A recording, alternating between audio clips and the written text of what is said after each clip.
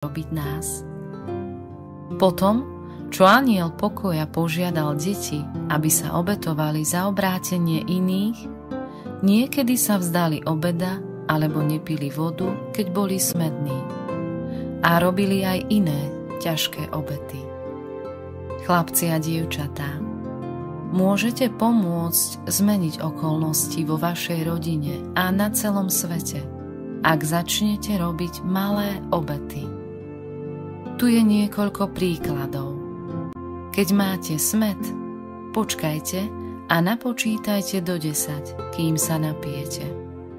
Môžete sa vzdať jedla, sládkosti alebo svojho obľúbeného televízneho programu, alebo času, ktorý strávite pri počítači, alebo mlčať, keď chcete hovoriť.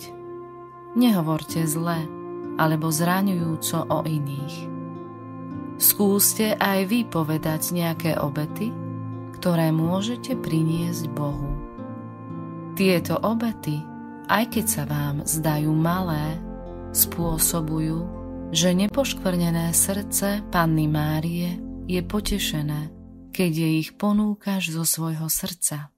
Prijíma ich a stavia pred Boží trón za vás a vašu rodinu a rodiny na celom svete.